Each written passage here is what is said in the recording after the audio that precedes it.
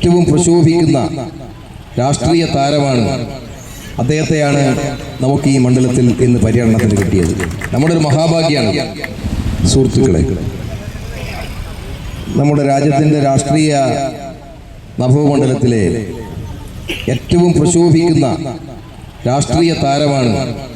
അദ്ദേഹത്തെയാണ് നമുക്ക് ഈ മണ്ഡലത്തിൽ ഇന്ന് പര്യടനത്തിന് കിട്ടിയത്. നമ്മുടെ ഒരു മഹാഭാഗ്യമാണ്. ശശി തരൂരിനെ പോലെയുള്ള ഒരാളെ നമ്മുടെ പരിപാടിയിൽ പങ്കെടുപ്പിക്കാൻ കഴിഞ്ഞു എന്ന് പറയുന്നത് നമ്മുടെ ആത്മവിശ്വാസം നല്ലതുപോലെ വർദ്ധിപ്പിക്കുന്നുണ്ട്. ഞാൻ രാഷ്ട്രീയ കാര്യങ്ങളൊന്നും പറയാൻ ഉദ്ദേശിക്കുന്നില്ല.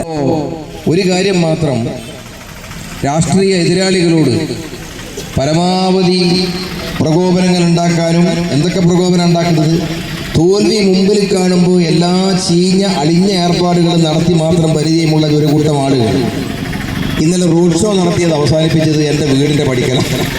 ഇങ്ങനെയൊക്കെ എന്ത് രാഷ്ട്രീയ പ്രവർത്തനമാണ് ഇതൊക്കെ? സാധാരണക്കാരായിട്ടുള്ള മനുഷ്യൻ അംഗീകരിക്കുന്ന കാര്യമാണോ? ഞാൻ പറയട്ടെ, ഞാൻ ആരെ പറ്റിയും വ്യക്തിപരമായിട്ട് പരാമർശിക്കാൻ ആഗ്രഹിക്കുന്നില്ല. ഒറ്റക്കാര്യം ഞാൻ പറയാം, അവരുടെ ശ്രദ്ധയിലേക്ക് വേണ്ടി. ജനാധിപത്യത്തിന് വേണ്ടി ശബ്ദമുയർത്തുന്നതാണ് വർഗവഞ്ചകന്റെ നിലപാടെങ്കിൽ ആ പട്ടികയിൽ ഞാൻ വരും. ഒരു വിട്ടുവീഴ്ചയും ഞാൻ കാണിക്കില്ല.